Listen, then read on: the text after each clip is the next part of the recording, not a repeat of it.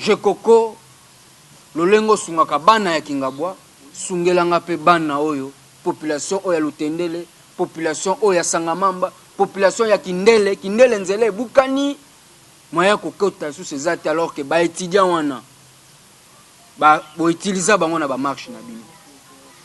Ebele baza kutu na prison ti lelo boki para sous bango. Alors je vais dire une chose, souvenez-vous de ces gens. Le député qui est aujourd'hui au Parlement, vous allez revenir demain pour que senga bango ba pesa bino ba voix. Peuple congolais, vous pesa bango sous voix te, ba ebanso ba kenda ki wana. Soki ba ena mbongo, ba yeli bino ba cadeau, bo lia yango, bo mela yango, bo voter bango te. 2023 tolinginde changement. Pona bino oyo, wana est, pona état de siège congolais et congolaises. Wa mama wangu ya est. Tomoni passe na bino. Toyoki passe na bino. Awa bazo sangana na table ronde. Tozo sala lobbying na gouvernement. Tozo sala lobbying na président Félix Tshisekedi. Na ba ebanso bazo négocier. Tozo na besoin konade rezonga. Basala oto bengaka réinsertion socio-économique na ba rebelle wana nyonso. Pokimia ekota na mboka na biso. Pokimia ekota na este na biso.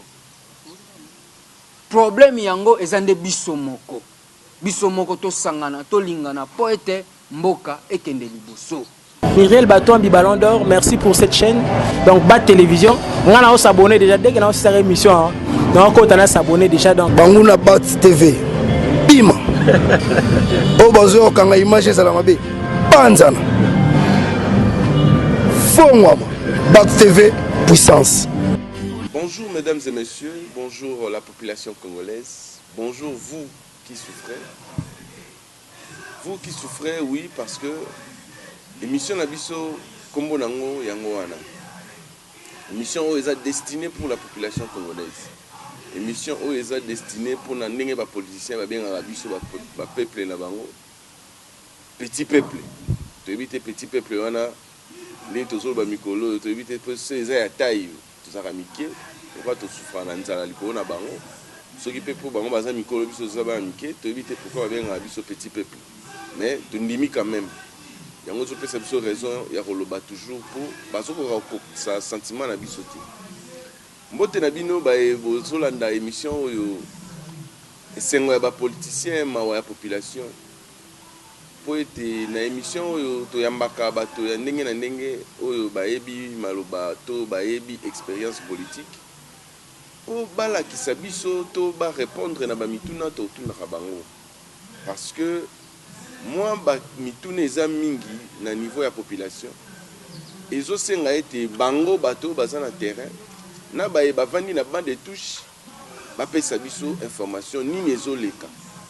Po tango mususu tozana ba mituna moko boye o réponse spéciale liboso na biso mais tango mususu to yebite to komi ko supposer et pourtant réponse il faut uta na ba bazo kamba to na ba bazaka ko kamba atikeli baninga po tout na bango pe koya na yango lelo to ya minde ko mobali soda mapinga ya armée te mais ya idéologie ya musée aza l'un des soldats ya musée azala kadogote tant na lobi soldat ezate po lelo alati tenue militaire ya kolata kaka ya ndenge ya fashion ezana tenue armée congolaise te mais na bengi soldat po ete azali moko ya ba jeune oyo bazotambola na idéologie ya musée Laurent Désiré Kabila asa alendisami na idéologie wana nde yango ekotisa na scène politique pe lelo yo azana ba objectif ya minene po akokisa ete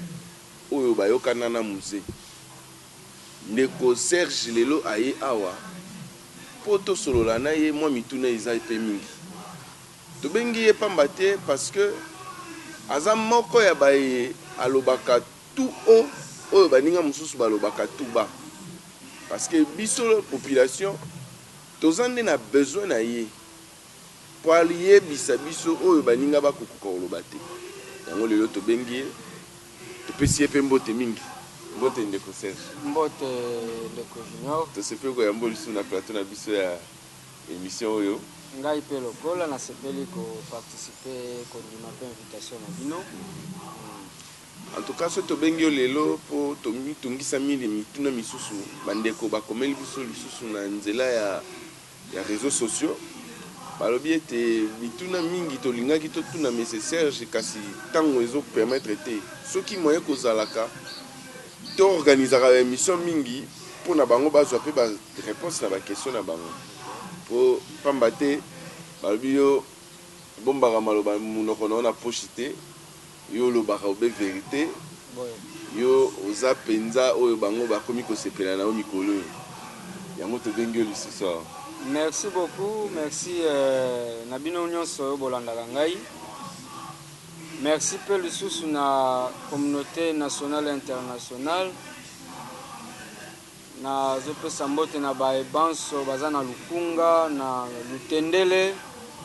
Na yebete bozo souffrir na mayo etali nzela. Bayo ba na Sangamamba, Kindele, Bwadi. Bino nyonso tu na pesi bino mbote solution ekomonana. Et merci lisusu na ba congolais nyonso ba mama na ngai ya este. Na bosani bino te na kolobela bino mikolo nyonso. Po ete kimia ekota pe ngambo na bino. Vous comprenez que ndeko Serge azaka mutu moko alingi anticiper trop. Na bongo te pamba po aza moko ya bae ndenge na uti ko bino abomba munoko na ye na pochité. Ah bandi lisolo ya nzela lokola on dira yebaki c'est un visionnaire ce monsieur. Pour na bombela ki mituna mo mingi par rapport ya nzela surtout na secteur oyo ya tangi wana ya Kimbwala précisément la babenga kango communément Mideda. Kuna bandeko batope baza kuna ezaka Kinshasa na baebite eza na commune ya Mongafulu. Soko lingo koma kote wana il faut kitapenda tina re ya Mbudi. À partir ya wana faut zona oka moto po mutuka kolingo lekate po nzela ebeba. Mais soki na lakisi bino na image nzela wana eza munene. Mama tina Kasangulu. Bino boyebi pona okende Congo central il faut okeka ku de Matadit. Menga nazo apprendre bino ke nzela wana mama ti Kasangulu. Kasangulu eza Congo central déjà.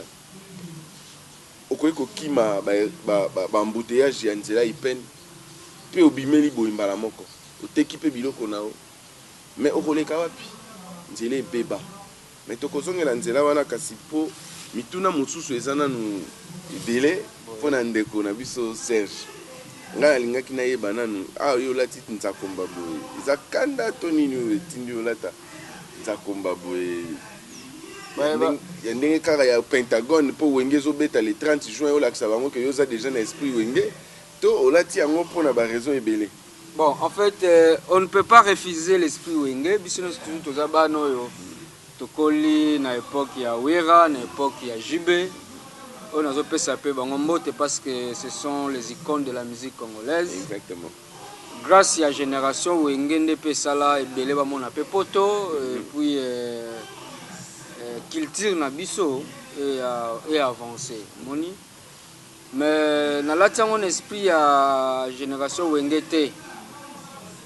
Mais nazo compatir na ba maman na nga est. Oui, bah, état de siège coxi une année à passi, une année à misère, bah, baxeli sous bas congolais. Alors qu'on espérait à ce que l'état de siège et à comme ma kimia et trouver solution. Mais koyoka okoloba nga mutuna moko elinga mbala moko. Lelo une année état de siège. Bilan nini yo ko pesela. Stratégie wana au gouvernement soit qui a kotisa ba gouverneur ba militaire ba vice ba policier pour kotia kimia kuna inane yango résultat nini yo kopesa to bilan nini yo ko sala pona ba selon yo ndenge oyebi penza makambo ya politique na insécurité na est ndenge ba tie bango kuna penza isimbi te état de siège eza mabete c'est ça précipitation. Et puis ça échec total parce que avant l'état de siège et après l'état de siège ou pendant l'état de siège, Bouzo besoin continuer. On a espéré. Vous savez, ndeko nangai junior, même ça va congolais surtout Congo est Kinshasa te.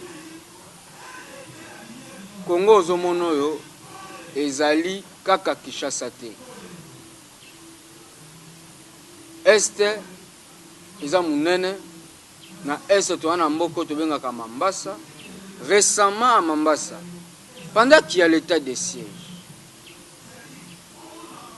il y a eu des morts. Le 8, na personne date, le 8 et le 11 avril, kakayane oyo. Il y a eu des Congolais, nos mamans, nos jeunes, au bakimi, lelo bake, bakati singambo, bake na Uganda. Pendant que le président Félix est en train de négocier avec eux à Nairobi, bango a bazo frappé. À quoi ça sert ce genre de négociation? Et à quoi ça sert cet état de siège? Donc, dans la négociation, on est à Nairobi, petit dans la moisette. Mais, Nairobi, pendant que le président Félix négociait avec les rebelles en présence du président Kenyatta, qui a même, le président Kenyatta le soir, qui a même fait un point de presse, où a saigné na Congolais, bazala ensemble tout le Kimia. Pendant ba moment wana na Mambasa, moni mboko babenga ka Mambasa na este, yana ba mama na biso, na bandeko na biso, o bakima ki bakenda ku Uganda. Est-ce que ça te que ba o ba bundisi kuna bazaki pe ba participant kuna te na Nairobi eza ba o bazara moto makasi ba ba benga ki moto nyonso to akendaki kasi awa eloko nazoloba. N'est-ce pas que le M23 était à Nairobi? Alors qui ont causé ba trouble wana na Mombasa? Ce n'est pas seulement le M23. Je vais dire une chose ici. Ba Congolais nyonso to bozolanda ngai. Ceux qui bokomi na centre de réfugiés ya Kakuma, eza na East of Congo kuna, eza mupanzia ba Kenya. Le plus grand centre de réfugiés parmi les centres de réfugiés Afrique. Majorité baza kuna eza ba Congolais et les Somaliens.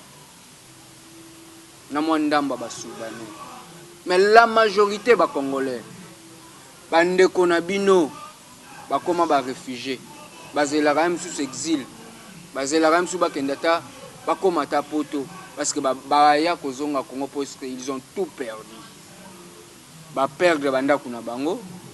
Tala lelo vandi na ndako na yo boye na tongo olongwe okominde fazer, okominde réfugié. Esika mwasi akei oyebite, esika mwana na yo akei oyebite, bokomi kolukana na bavoi ya otobengaka bavoi ya oni balukela o famille. Ndeko tango bomonaka bozoka makambo ya ba guerre oyo makambo ya kozangisa kimia na este ndenge na yoka kinde kwa lingeti azolo ete bitumbezala kate totalaka ngo a 200 km wana nde na okoloba bayiba yini ya ba Congolais makasi vraiment.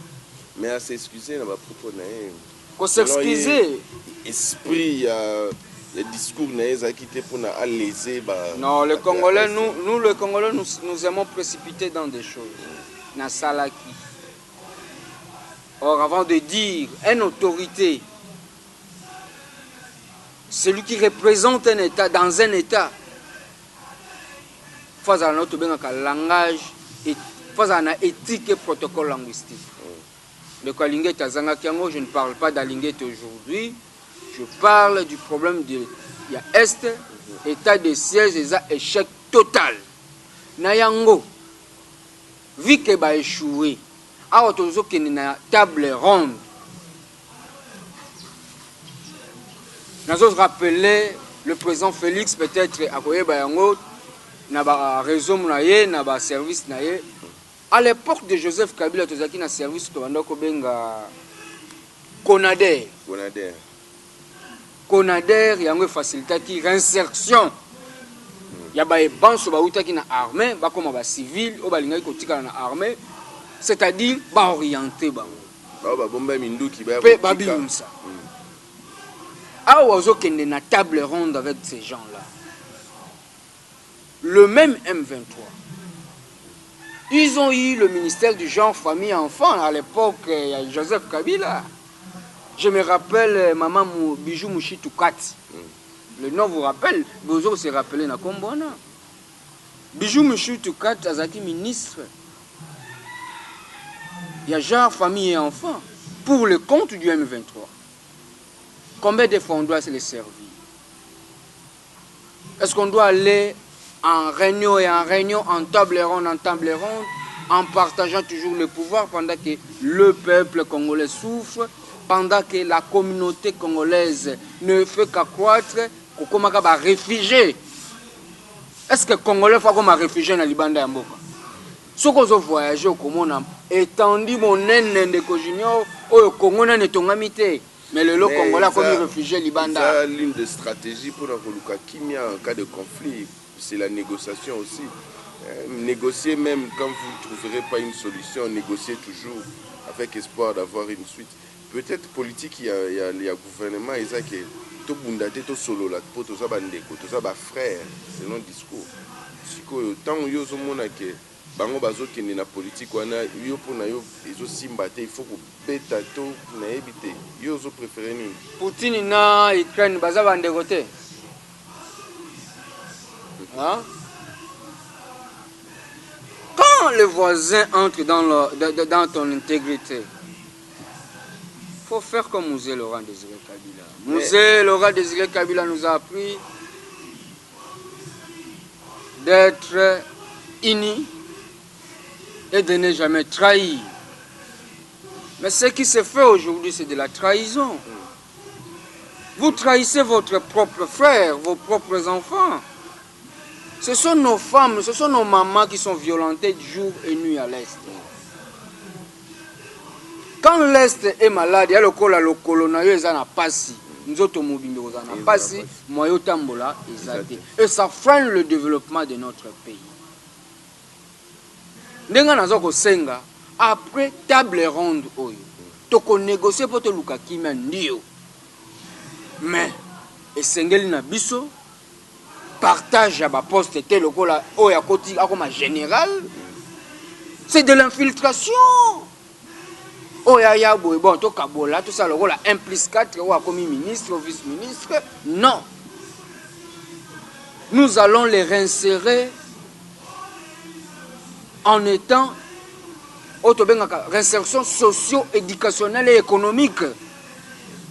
C'est-à-dire nous acceptons de vous donner ce que vous voulez, mais en acceptant aussi la réinsertion socio-éducationnelle et économique. Oya lingi kozonga kelasi, azongi kelasi. Oya lingi kosala économie business, ba pesi mosola ke kosala business. Mais mando kité. Ngai nazana na posa na yango te. Nazo ko souhaiter yango te. Donc bilan, il y a état de siège pour nayo eza échec total. Oui. Ah, bandeko. Bino moko bozo ka monsieur Serge, na yebisa bino déjà au se préparer pour y abombara monoko na pochité. Mais mayele mingi azana ngo parce que abimaka libanda ya mibe côté. Mais siko mutuna mususu ezali balobi la plupart des cas bazo condamner le président Paul Kagame parce que yende bazo pointer de doigt azo créer une sécurité na est par rapport au financement na ina ba groupe armé belé kasi lelo yo ba signé lelo ba comme sika moko lelo ba comme na mo coopération régionale wana to ebi ACAC wana. Est-ce que eza une avancée pour la sécurité comme na est? Est-ce que yemoko na ndenge yo yebi ponga na yebi yo oza moto moko boye otamboli bisika wana mingi osolole pina bato wana mwa mingi oyebi pe ba caractère na ba comportement ya ba misusu ndenge yo zomona président Kagame andimi ko signer na biso likambo il y a tranquillité dans mon pandia est pour un libre échange et tout consort. Est-ce que à soli yango penza na motema ya malamu okime kota na mboka ponga na yebi ete lelo oyo Rwanda akoma pe makasi na lisolo ya or to coltan parce que guerre eza na est ils ont profité na bango lelo soki kimi ekomi et que ba investisseur wana balobi bakoma pena na misu na RDC pour mabele yango ya Congo ni mtezo bimisa biloko wana ya kosepela kozonga liso na sima ya Congo. Ndeko Junior, le problème ici ce n'est pas Paul Kagame. J'ai toujours dit cela. Paul Kagame a somba mabele na biso. Paul Kagame a financé. Paul Kagame a nini. Et c'est nous-mêmes les Congolais qui font ça. Paul Kagame trouve en nous une faiblesse. Ce qu'on appelle la dépendance. Les Congolais nous aimons dépendre. Hein? Sopeka, pesanga kabelanga sombelangai, pesangai. Les Katanga que vous voyez, seulement les Katanga. Ceux qui n'ont pas population Katanga, na Tongo, vont envoyer Kigali, Rwanda. Population qui est na Katanga. Na biso ba koti Rwanda na Tongo na Poka, Rwanda non c'est vous à par terre. Kaka population ya pambo za na Katanga. Na lobi boy, na lobi na mundo kité. Mais ba kuna ba se défendre na lobi boy yo kama lobananga malamu. Na pesi exemple. Ceux qui na sengi na population eza na Katanga, kaka population ya Katanga. Bakota Rwanda. C'est-à-dire ils vont envahir les Rwandais. Ça signifie quoi? Les Rwandais c'est un petit pays. Je suis né Kigali en un jour. Rwanda en un jour. Hein? Ici, ce n'est pas la question, il y a Paul Kagame. Ici, c'est nous. Ceux qui financent toutes ces histoires. Si Paul Kagame donne de l'argent ici, il le donne à travers qui? À travers nous-mêmes les Congolais. À travers nos généraux, excusez-moi, chers généraux. Mais nos chers papas, vous généraux, vous êtes en train d'affaiblir l'armée, la sécurité de votre propre pays. Voilà pourquoi je demande et je redemande à tous, vous qui me suivez, vous ne devrez pas continuer à faire ce que vous êtes en train de faire.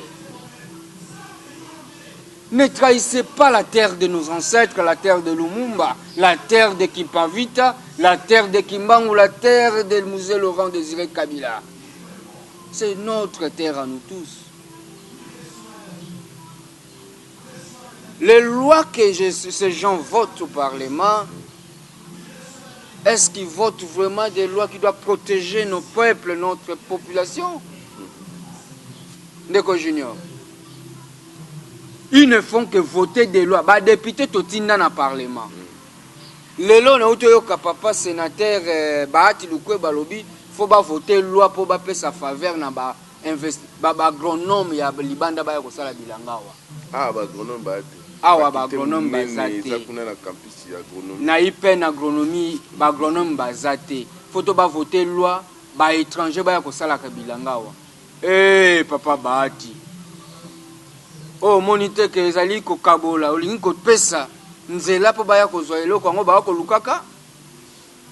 C'est ce que je dis, est-ce que nos frères, nos parents réfléchissent correctement sur ce qu'ils font? Bref, je réponds pour dire, le problème ce n'est pas Paul Kagame, c'est nous-mêmes.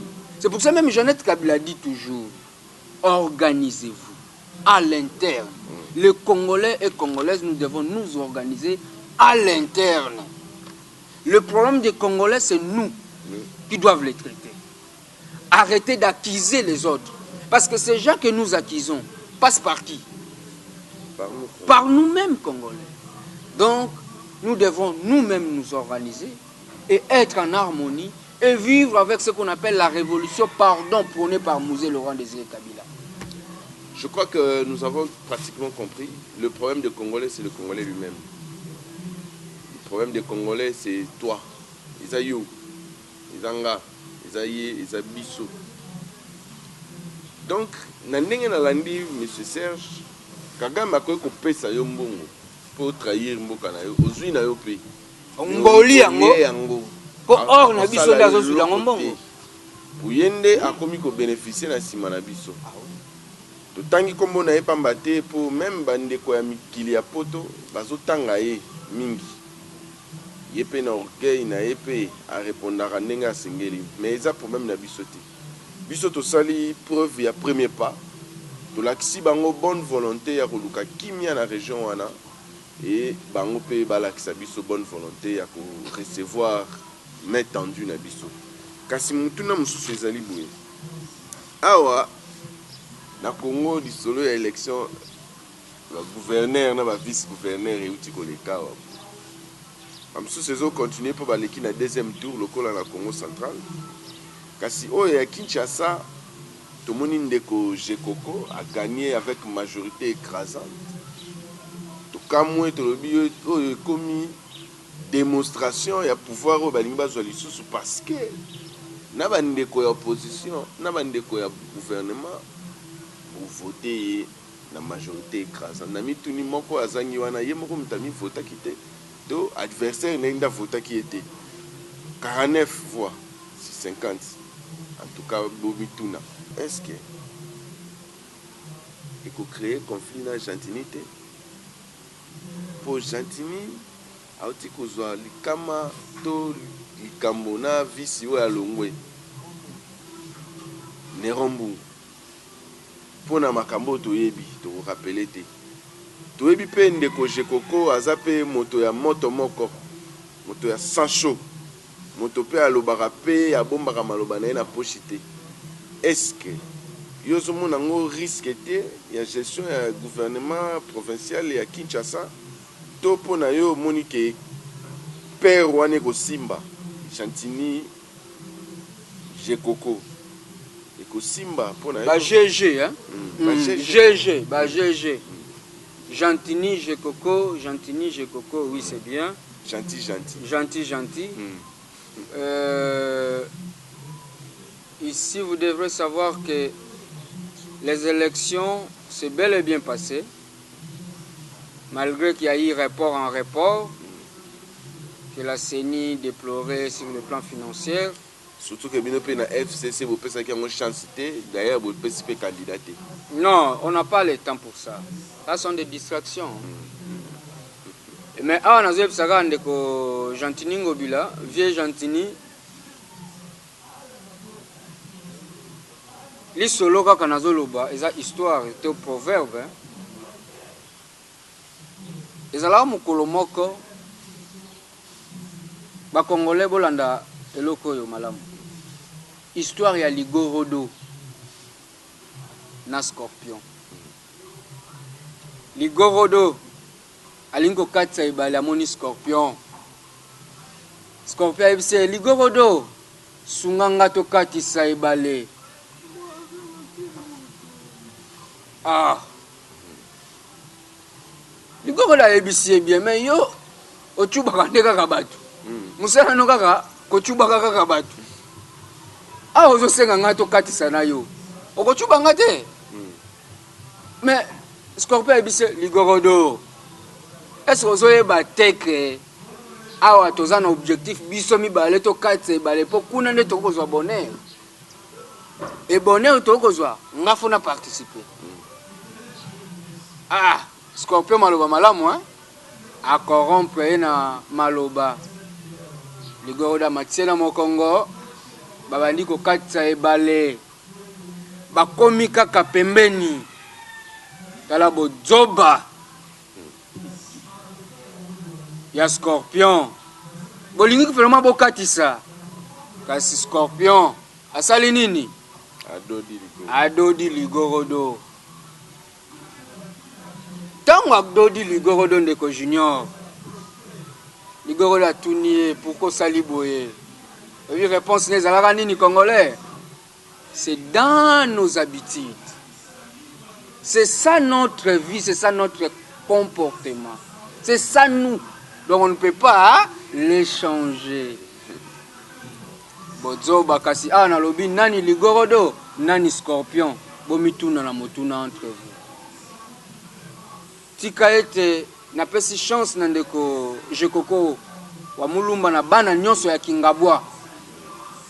Bana limete bana Kingabwa na pesi bino mbote. Félicitations à Jekoko Nenga comme vice-gouverneur. C'est un vieux. Moi vraiment avec lui c'est un vieux. Hein? Tina prison makala. Vieux nanga vraiment tina prison makala. Et moi autobimi parce que nous avons secrétaire na pavillon 6. So il y a un rapport na poka pe to vandi na terrain na ba vieux nanga. Donc c'est un vieux.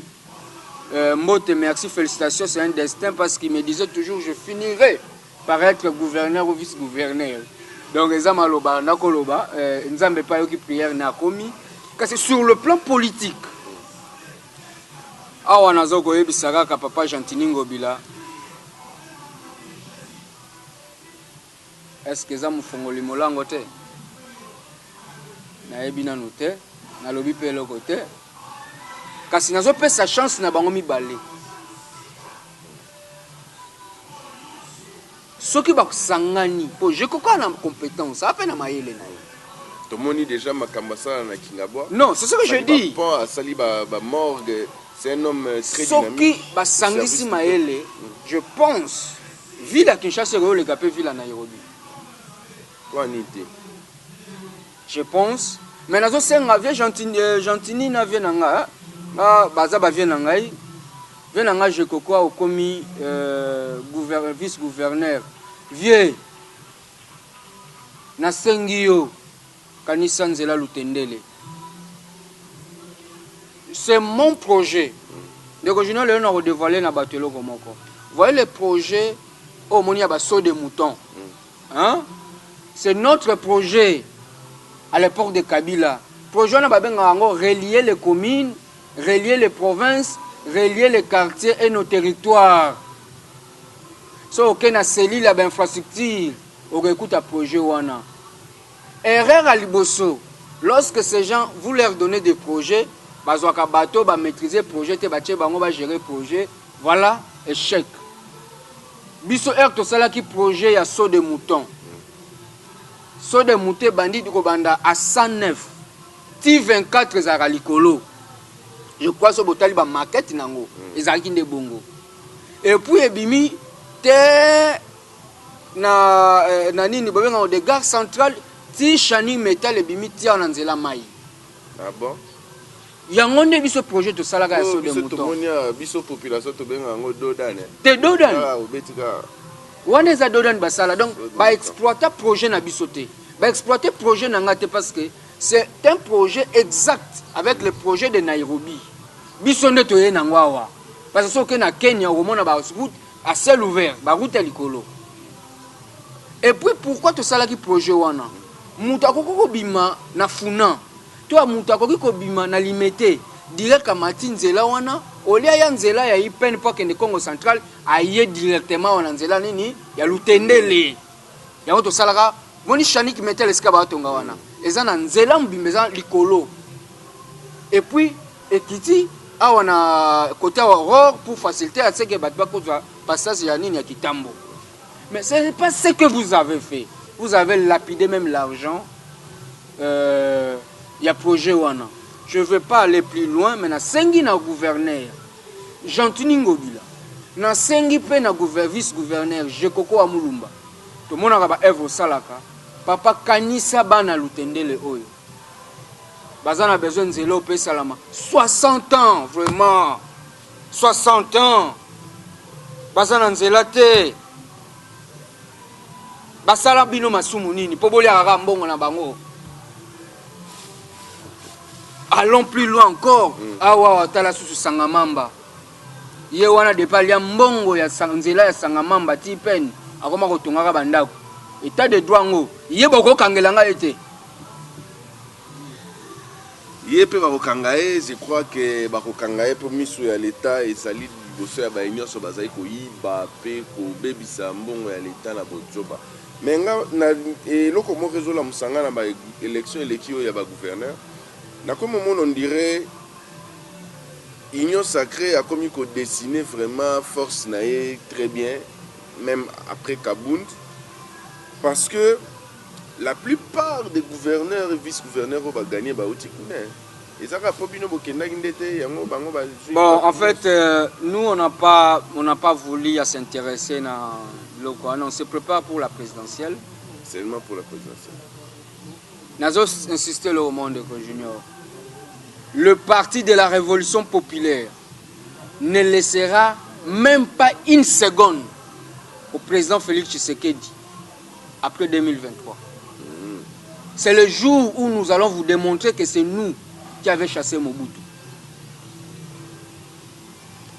C'est le jour où vous allez comprendre que c'est grâce à nous, les Zaïre n'est plus Zaïre. Aujourd'hui, on appelle ça République démocratique du Congo. Et c'est grâce à vous que les Rwandais sont ici au Congo. C'est grâce à nous que le Rwanda est ici, mais Mouzé Laurent Désiré Kabila a chassé les Rwandais. Après les avoir introduits. Après les avoir introduits, étant que frère voisin. Quand tu fais venir ton voisin manger avec toi et tu comprends que ton voisin veut violer tes enfants, je te chasse. C'est ce que Mouzé avait fait. Je comprends pourquoi Mobutu disait que quand vous mangez sur une même table que les diables, il faut la fourchette à moulaï. Ah bien sûr. Donc, non, Toyaki n'a pas pembeni, oui, c'était sont des stratégies pour faire tout ce qu'on devrait faire.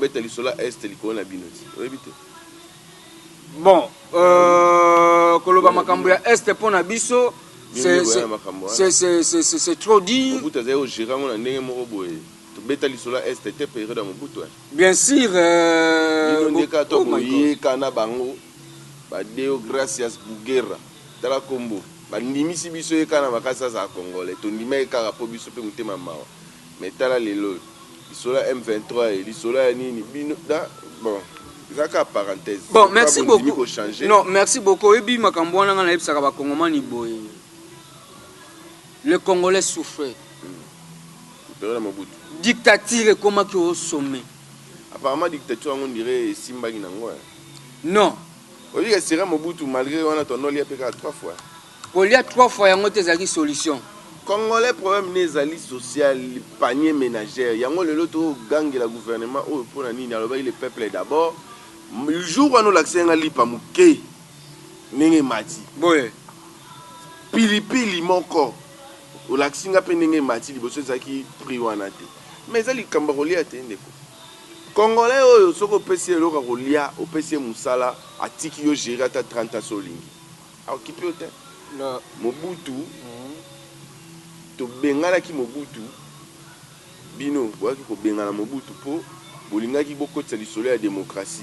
Bino Maboko, comment peut voter pour Boyaki dans ce système, bravo. Mais pour quelle fin? Parce que les ceux qui se plaindre, les là, pour politique, Bino Boyaki, on dirait Bozaki peut préparer dans côté. Je vais répondre ainsi. Vous savez, les Congolais qui me suivaient, Mouzé avait vu la souffrance et la dictature de Mobutu. C'est pour cela qu'il a sollicité ses frères et amis pour chasser Mobutu. Oui, tout humain est faillible. Les erreurs ont été commises, mais Mouzé l'avait réparé avant qu'il parte. Je crois Bolanda na Tchangu Bitumba Tololenge bana Tchangu babenganaka ba rebelle. Mouza pesaka mot d'ordre que notre ennemi. Est-ce qu'il n'y a pas d'accord Basignaki? Bayo kanaki toke ni kobengana Mobutu mino bokozwa boye. Tanga komi kuna balukeli bango. Li solo ya scorpion te. Na liborodo. Yango ndo chobeta. Siko ngai mutuna ngana nazomi tuna lisusu aboye. Mobutu azaki mabe. Est-ce que zaki total? Je pense pas. Parce que Mobutu a sali biso eloko moko boyo lelo ba africain mingi ba ko bima nango teli kama monnaie. Biso zaki na monnaie moko pena Zaïre à l'époque. Non, 2096, 95, 92 de Zaïre, le Zaïre sont na valeur té. Hein, vous savez, Masola Mobutu na linga sola ngote parce que le lo yene mtaboma mboko yo. Non, Mobutu, je peux na lobby. Kagame a sali combien des années? Plusieurs. Mobutu a fait 32 ans. Dans 32 ans, qu'est-ce qu'il a fait? Stade des Martyrs? Au maréchal. Au maréchal? Mais va voir ce que Kagame a fait pendant tout ce temps. C'est-à-dire, Mobutu n'a rien fait pour ce pays. Et Mobutu a un exemple pour nous. Non, c'est parce qu'il a trouvé. Moyen Royiba na RDC. Non, pas moyen Royiba na RDC. Richesse ni Rwanda za la pour les premier producteur. Ndeko Junior. Baye ko benga Rwanda. Premier producteur à lithium to ya or. Après kolonga na biso na pouvoir. Bon. Pendant que biso tozali na pouvoir, to tika lo sentir yango te to tika le pe koyoka yango te. Non. Baye ko pesa faveur wana tango ndeko na biso azoko diriger biso sikoyo. Alobi ete ye aza camarade ne moninga na frère. Nazo se souvenir na maloba na mususu lobaki aboyete. Congo isifika kasomba munduki. Izaku tutatake Rwanda. Asombaka munduki yemo Rwanda kuna banda deja kubanga bisika zali. Je crois eza politique Mobutu azaki nango parce que ba Rwanda wana tant Mobutu azaki ba Rwanda wana ba Uganda wana ba Burundi wana. Azako lobate. Ba bike lombe c'est soka ya wa démonstration. Mais Ndeko Junior, quand vous me parlez des armes, je les répète toujours. Mais comme Ndeko Joseph Kabila, soldat monene ranger. Mais pendant la période où il y a Sisi guerre à STT. Non. Atikeli biso héritage à guerre à SEO, lelo fachazo bundana langwa. Non, non, non, non, non, non. Comment nous avons accord à paix qui. Non, non, non, non, non, non, non, non. N'accusez pas Joseph Kabila dans tout ça. Il n'est pour rien. Mais il a hérité de la guerre. Non, non, non, non, non, non, non, non, non, non, non, non. À créer les 1+4 pas le carré ici la main. Non, non, non, non. Je cherche à vous dire une chose. Joseph Kabila, ne le mettez pas dans ce genre de choses, pourquoi pas? Des histoires-là. Il fut notre président. Il fut notre président, mais il a fait sa part, il est parti. Nous le devons du respect, parce que c'est grâce à Joseph Kabila qu'il y a l'alternance, première alternance pacifique au Congo. Mobutu ne l'avait pas fait. Mobutu, papa bo, moko. Papa be moko, ekolobo moko, kasi, dictature, pasi, minyoko. Okende na Congo central au kuti gouverneur Mungala. Okei na Kinshasa au kuti gouverneur ya Congo central. Okei na donc à Kabola, à sala penza que Congolais nyonso amona ke aza Congolais, aza province te, aza Congolais, as na bureau na ekutu so tali ezai bangala kutu mingi te. Mobutu asangisi penza mboka oyo. Kabila fils bravo pour na remarquer pe azaki na politique wana ya Mobutu. Jido, na lina fait comprendre le logo moko. Oyebi awa dernièrement wa président Félix a auto sala démonstration ya avion entre na bangolais. Avion exact. Hein? Congolais, avion exact. Le Congo a un problème. Oui, certes, tous les embargo, tous les embargo, mais Musée Laurent Désiré Kabila a fabriqué les armes ici. Ok? J'ai toujours répété en ce qui concerne le Rwanda, le Congo, l'insécurité et tout, il n'y a pas d'autre possibilité ou méthode à faire si ce n'est que d'acheter les armes, d'équiper les militaires, de renforcer la logistique militaire, d'acheter les avions de chasse, d'acheter la nouvelle technologie d'armée. Parce que biso a doit sous la technologie il y a armement. Vous comprenez? Mokile comment avec votre téléphone vous pouvez manier un missile. OK? Je peux être ici, je peux manier un missile et que France. OK? Alors nous avons ces matières ici. Hein? Et lorsque Joseph Kabila a compris cela, il a voulu le faire. Je crois bon, on a une démonstration, les 30 juin, il présentait notre force armée. Vous comprenez? Char Pénal les 30 juin, marche, défilé, pardon. Raïs pas vandi les colonnes. Mais, char de combat où il faut qu'il y ait une guerre et 4 motos. Milinga, pe bimina sima. Nana otindika char.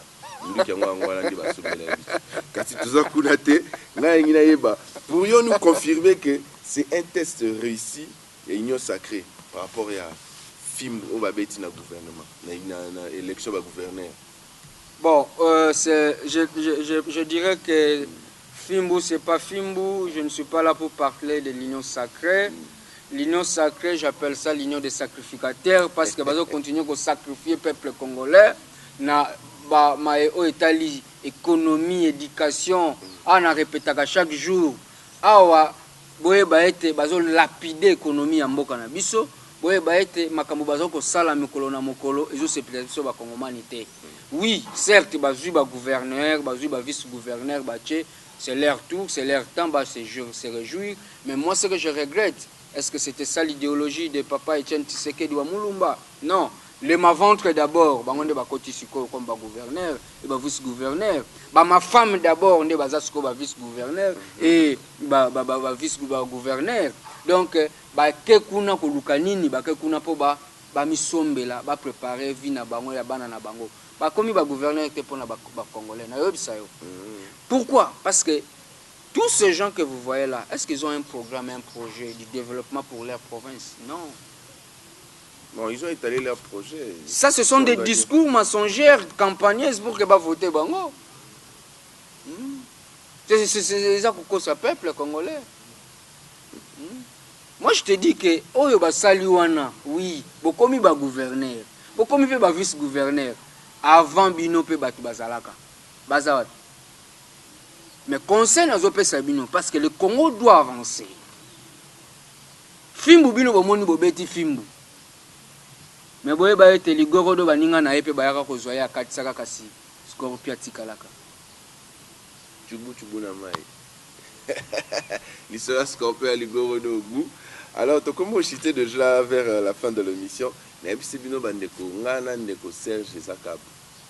Ndeko Serge azana maloba epele pe expérience makasi na makamba politique nde na tindaka ye ta mususu na kotumola abimisa masolo mususu bino bozo ignorer po boza ta mususu na ba faux jugement pour na masolo ya mboka oyo to gouvernance ya période ya musée na ya Kabila parce que lui c'est un kabiliste. Mais mutuna na ngai ezali lisusu accès na économie to tiko beta lisolo ya ma ventre.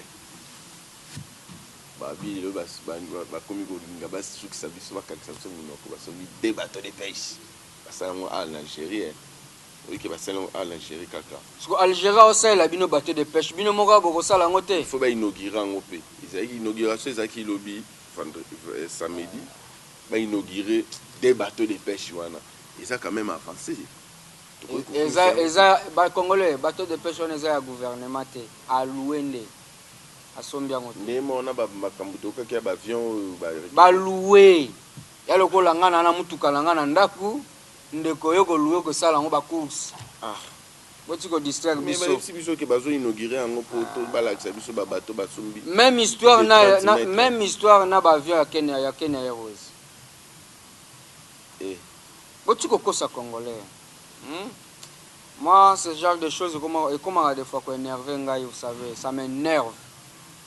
Combien coûte un bateau de pêche? Au lieu d'aller louer, vas-y, achète pour ton pays. Tiens, on a disposition au ministère, il y a pêche et élevage.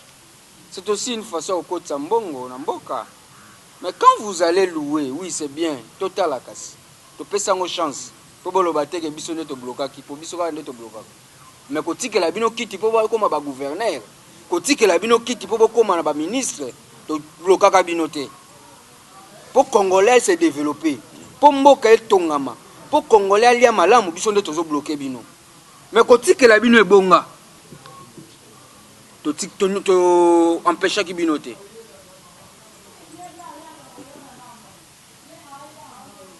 Bref, botika kwa mbrouiller population congolaise. Biso to sala ki paro ya biso. Tokei. Bino pe bo sala par na bino, pe bokende na kimia. Mais boye ba ete na nyonso bozo ko sala ba promesse bozo tenir irréalisable ma immense bozo sala na peuple congolais biso parti de la révolution populaire tokoti la bino ata seconde moko te mokolo yango boko comprendre te peut-être mieux vaut to kabwana et peut-être je vous dis ce qui est vrai peut-être le mokolo yango nde toko kabwana biso no surtout na mboko. Non, je vous dis, Junior, quand je dis ça, je suis sérieux. tolembi maemanso bandeko bazosala sikoyo. On peut passer mon radez. Bino ba tukuta 18 ans to baye bino te. Papa, papa, omona non, omona wapi moto akosala na mokonzi afingaka peuple alakisaka bozwi na ye. Alakisa ete nga na akotambola na budget nga na ana bozwi bino bata mituka bata makolo na ntango Kabila omonaki yango wana ndeki mobutisme oyo biso tobenganaki nde ezongawa e biso tokoki kotorize yango ata mokolo te. Peuple azolala nzala, peuple azolia loso oyo babengaka jaune soki loso na mafuta ya mbila mayo jaune yo olakisaka ye fortune oyo okomi nango tandis que yenda atindaki osala mosala mpo na ye. Yango biso bakongomani tozokoyebisa bino boye et biso PRP, je répète, le parti de la révolution populaire de Mouzé Laurent Désiré Kabila ne vous laissera jamais et jamais, même une seconde après 2023. Ce qui ressort sélection salissa et qui est l'alternance. Si il sera réélu, oui, mais qu'il y ait le respect de la Constitution. Que le respect de la Constitution est à la respecter Nabiso Banso. Je vous rappelle loi électorale qu'on n'a pas changer calamité. Loi wana mais ndeko c'est on a G13 ba sepeli na ngaka. Mais na lobi boye nde banguna ya Congo te Congolais vota ki otinda kinde monguna na yo. Kabila tikaki caution na $1000 pour un député national. Député provincial à $500. Pour Moutounion, ça a chance de postuler. Présidentiel à $100,000. Mais les Congolais, les lots présidentiels comme à $500,000. Ça s'appelle la discrimination. Et c'est ça. Et c'est ce que Mouzé Laurent Désiré Kabila a refusé dans ce pays. Et c'est ce que Lumumba, même Kimpavite et Kimbango ont refusé. Il y a un bino, le lobo limbo sala. Mais on a pas de monnaie en mabete. Bon, n'andengeni. Pas vrai, permettez-moi le terme. On a eu pouvoir les lots à Roluka à s'organiser. À son appel au pango, à Bongisaye famille. Ndeko jino na limbisanga wana na kokata yo. Bana baza ibele na tanga bakombo na bango te. Mususu na yebie azalaka professeur na Mbandaka. Na mona na ndaku na yeza bandako ndele. Mais tellement tangisa génération en génération ba vient na biso ba voter le loi comme nani député. Asungi kuna te. Abongisi bekol wana te. Laissez la chance au peuple. Ndenge biso tokiki la bino chance. Biso nde topesi bino chance. Beaucoup mesira bokomi parce qu'on avait tout. On aurait dû dire oui, la communauté internationale le rôle de 5 à 60% na yo zwana yo kasi biso to dondwa. Mais totalité Congo, il faut avancer. Tant que sala ki libération ya mboko ezala ki po président à la éternalité. Pour Mobutu akoma ki éternel. C'est que biso pe photo zalaka pe to longwe mutu mususu ayaka. 500,000 on a pour la banque za mike ba ibi mbongo ebele. Non. $500,000 biso lingi yango te bo pe sa chance na Congolais nyonso. Ce qui bo faire what do call it? Ce qui bo sali forcing. Que bo lexi loi wana na makasi. C'est bon. Allons aux élections. Mais bo pe sa biso seconde te. Bo pe sa biso minute te. Bo pe sa biso pe jour te. Que il faut 2 jours, 3 jours, 1 mois, 2 mois, 6 mois, une année pour tout ça la maponami ya présidentielle na législative. Ndemo kolo wana Congolais et Congolaises. Vous allez voir comment on avait chassé Mobutu.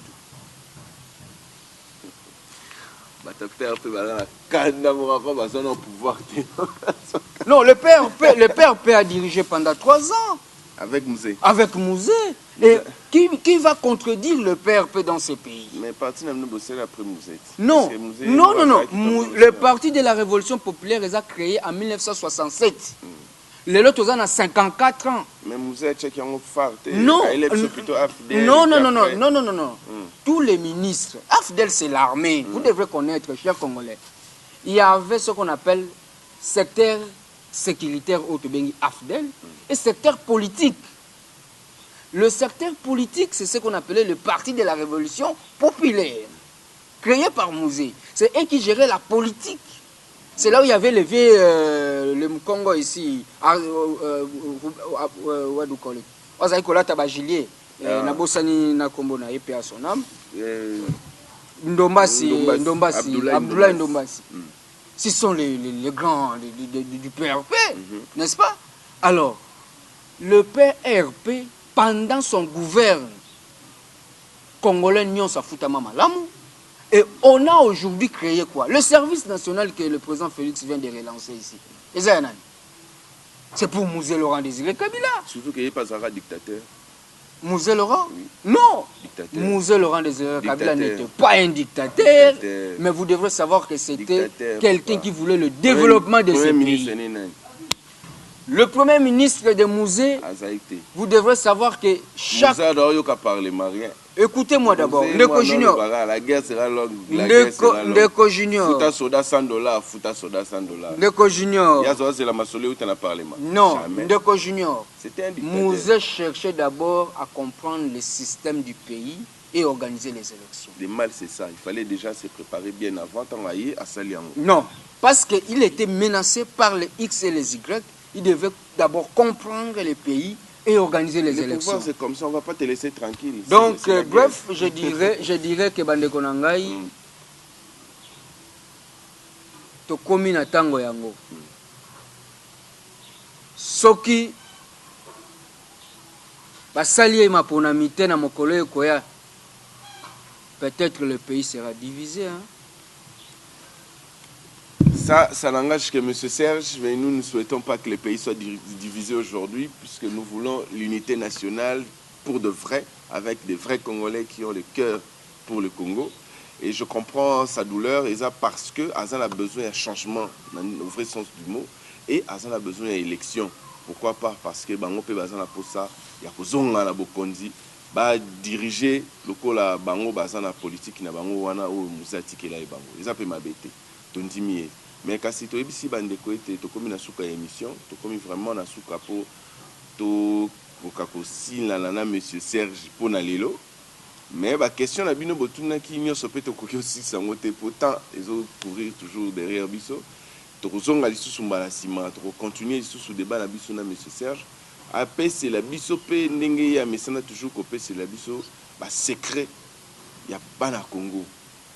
Bah, information aux bino population besoin parce que le biais était c'est un politicien pas si à congolais à population ne monsieur Serge a son mec à colak biso pas si ango zo ta vraiment wapi et pourquoi tu peux pas changer parce qu'il a rappelé tout à l'heure que le problème des Congolais c'est le Congolais lui-même. Le problème des Congolais ce n'est pas le Rwandais. Le problème des Congolais c'est l'amour entre frères et c'est très bien. D'ailleurs, nous avons rappelé que tu reçois les sous très prochainement. Tu reçois les sous pas M. Serge. Tu continuer dans les débats.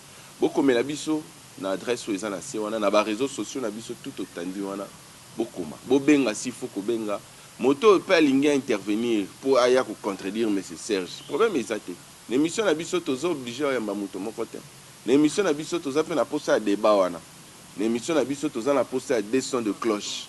Oyo andimi a soit nana M. Serge en bien, soit na pona kotonga. Aya, M. Serge a prêt à répondre et pas à kotuna mituna M. Serge pas à kozong so yayi. Et que ça nango débat moko na ndenge ya élection té. Et ça nango face à face té, mais ça la débat moko constructif pour tous a besoin ya mboka oyo ekende liboso. Kasi avant na clôturer émission na kozong ça malobe pas ndeko Serge ameka moi ko pesa biso moi briefing ya parti. Et puis un mot, un message. Tomi tout notre tunité, oh ya lingari to tuna kasi to tunité, à s'occuper ko développer très rapidement. Comme ça to clore émission na biso voilà moko. Merci Ndeko Junior, merci na baeban so balandinga na mokola lelo. Mot de la fin nanga ezali tozozela maponami et congolais nyonso mibongama tokotikela Ndeko Félix Tshisekedi tango te soki 2023 ekoki asalisi maponami te, on va prendre une autre décision. Et pour vous, les nouveaux gouverneurs, ah, bokomi ba gouverneur na ba vice-gouverneur, mon peuple, mes mamans qui souffrent ont besoin de la paix. Ils ont besoin du social. Bazan a besoin de l'école, de l'université et tongama na ba province. Bazan a besoin de que pour moi na licence, il faut kaya Kinshasa. Vous devrez construire nos provinces. Vous devrez développer, relier nos provinces par des routes, des autoroutes. Pour celui de Kinshasa, la population de Lutendele, Mbongo na Bango, Yanzela et Lutendele, il y a mis plusieurs fois. Depuis l'indépendance, tel est l'eau. Bozo continue Congola. Koliaka mbongo ya nzela ya Lutendele oyo et biso tolingi yango lisusu te. Nous avions laissé ce budget dans le ministère de l'Infrastructure et le projet de la construction oyo lelo bosalina ba saut de mouton. Ezali projet to bengi relier les communes, relier les quartiers, relier nos provinces et nos territoires. Ezali projet to tikaki na mosolo ezalaki. Bo lapider yango. Bokomi kosenga ba investisseurs o bazwa kosunga peuple ba pourcentage pour nous basalisa peuple. Nde biso to ko boya. Nde biso to lingi yango te. Je koko lolengo sungaka bana ya Kingabwa, sungelanga pe bana oyo, population oyo ya Lutendele, population oyo ya Sangamamba, population ya Kindele, Kindele nzele bukani. Moya kokota sous ces actes alors que ba étudiant wana ba bo utiliser bango na ba marche na bino. Ebele baza kutu na prison ti lelo boki para sous bango te. Alors je vais dire une chose, souvenez-vous de ces gens. Le député qui est aujourd'hui au Parlement, vous allez revenir demain pour que senga bango ba pesa bino ba voix. Peuple congolais, bo pesa bango sous voix te. Bae banso bakenda kiwana soki bae na mbongo bae libino ba cadeau bolia yango bomela yango bo voter bango te. 2023 tolingi nde changement pona bino oyo bwana est pona état de siège congolais et congolaises wa mama wangu ya est tomoni pasi na bino toyoki pasi na bino. Awa bazo sangana na table ronde. Tozo sala lobbying na gouvernement. Tozo sala lobbying na président Félix Tshisekedi. Na ba ebanso bazo négocier. Tozo na besoin qu'on a des rezonga. Basala oto bengaka réinsertion socio-économique na ba rebelle wana nyonso. Pokimia ekota na mboka na biso. Pokimia ekota na este na biso. Problème yango ezande biso moko. Biso moko to sangana to lingana po ete mboka ekende liboso. Na pesi bino mbote mingi, na lingi bino mingi, bana Lukunga, bana ya Changu, bana ya Kingabwa, Congo mobimba, na pesi bino mbote. Merci beaucoup, Monsieur Serge, surtout pour ces messages de fin, messages moko très touchants, surtout pour la sécurité à Mboka Oyo. Et zo tungisa biso nyonso parce que investisseurs et alibanda eza mabete mais il faut ya kuta pe biso kimia. Lelo pe Congo s'est décidé pe mobiliser, motiver ba investisseurs congolais, c'est une bonne chose aussi. Le ministre de la jeunesse pe azo benga na ba jeunes nyonso boki ne kosenga ye mabele po bolona. Eza pe masolo ya kitoko. Sensa pe ayebisi biso totika joie, totika mutema mabe tokende na élection ndenge sengeli. Merci beaucoup.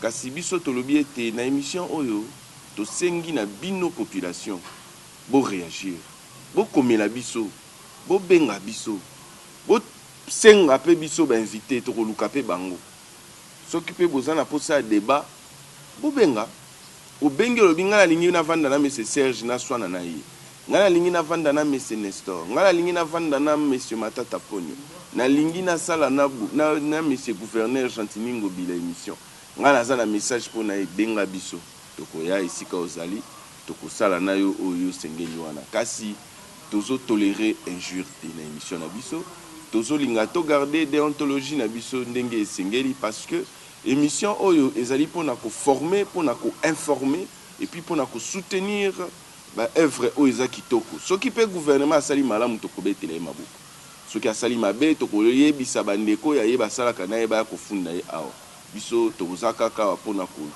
sala pont entre population na bayeba ko kwamboka bongo to sepeli mingi vraiment ko présenter émission lisusu pona bino po ete souci na biso eza boyeba nini ezoleka pourquoi bozana nzala pourquoi bozana pasi pona ba politicien pas au samba pourquoi ye azad na ye na problème ité ezande biso na biso ba congolais nde yango na kati émission oyo to développer ka ba question mususu pona koyeba vérité to problème ezo utande wapi penza to lobi na bino motondi mingi kimia esengo evando mboka bino merci beaucoup na notre réalisateur monsieur Patrick Kitoko. Merci beaucoup na Dipro Etikapen, à mes condoléances à vous et à moi aussi parce que j'ai perdu un cousin très cher, Patou Minzunza, qui est décédé en Angleterre. Paix à ton âme. Et nous enterrons aujourd'hui. Vraiment, Kimia, Esengo, Bolingo, Ezala, Omboka Wabino, Ngai Wabino Ndeko, Junior Mpweme, Nalobi, Botika Malamu, Tokutani Bongo, Namikolo Ezalikoya. Merci. Miriel Batombi Ballon d'Or, merci pour cette chaîne. Donc, Bat Télévision. On a s'abonner déjà dès qu'on a cette émission. Donc, on a s'abonner déjà. Donc, Bangouna Bat TV. Bim. Au bazo quand la image est à la mabé. Panzana.